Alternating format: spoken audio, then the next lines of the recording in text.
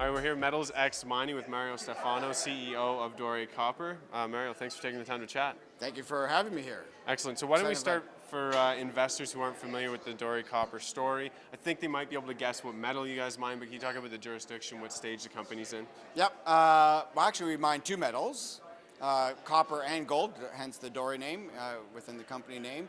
We're in Chibougamau, Quebec, one of Canada's biggest camps. We like to say Kirkland's got the Kirkland camp.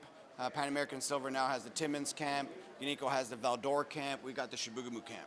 This camp produced almost 9 million ounces of gold equivalent. It's a half copper, half gold. So a very exciting camp. Yeah. We've been able to lock up this camp.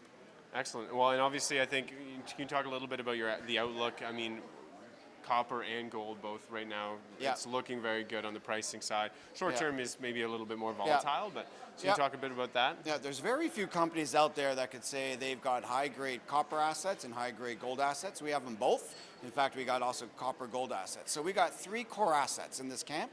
As I said, this was a former producing camp. We have a mill that's at 2,700 tons per day. We got tailings, which has basically 8 million tons of capacity. So we're pretty excited that we have all the infrastructure power to look at these assets to bring them back into production. So we got three core assets. I'll quickly run through each asset. Corner Bay, which is a copper-rich asset. We just announced results today after close. We drilled 9% copper over 7 meters, so extraordinary grades, really good widths. This deposit has about 3 million ton resources. In resources, that's measured, indicated, and inferred. We think this drill program expanded that resource base. So really high-grade copper with some silver and gold credits. We also have the Cedar Bay deposit, which is, again, very close to our mill. Again, 2,700 ton per day mill. Historically, there was a new discovery at around the 900-meter level, right at the bottom of the shaft. A few holes were drilled at depth, but was never followed up on.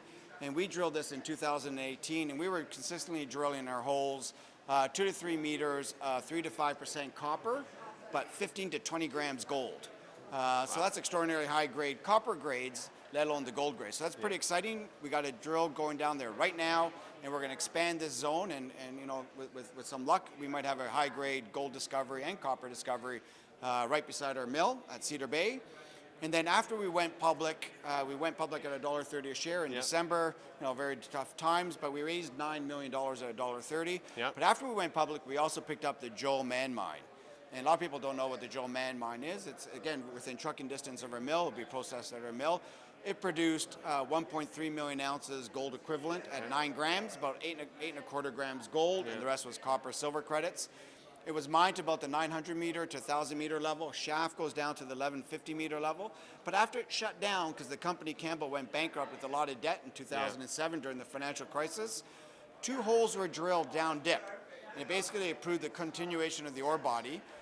One hole was just under 2 meters at 27 grams, and the other hole was 3 meters at 30 grams. So again, this is extraordinarily high grade. This is what you would see at Macassa Mine. This is what you see at West Dome's Eagle Mine. We have it at Joel Man. We're seeing at Cedar Bay. So we have high-grade gold. We have high-grade copper gold at Cedar Bay. And we have high-grade copper at Corner Bay, all going within one mill. I don't think there's any other company in North America or anywhere else that has that kind of setup. You look at Eero Copper. You know, this is a similar story to Eero in many respects, a little bit further behind, but we'll catch up to them pretty quickly. You know, they got $1.5 billion market cap. I think they peaked at $2 billion. You know, West Dome is producing 90,000 ounces, I believe.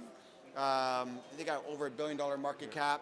You know, we're out today probably at $25 million market cap because we just don't have the following as yet. We're new to the story in a tough markets, but when the market starts seeing the drill results we hope to deliver in the next 12 months, I think we're going to have an exciting story on our hands. That's excellent. Well, I'm sure investors are going to be looking keenly for those drill results over the next little bit.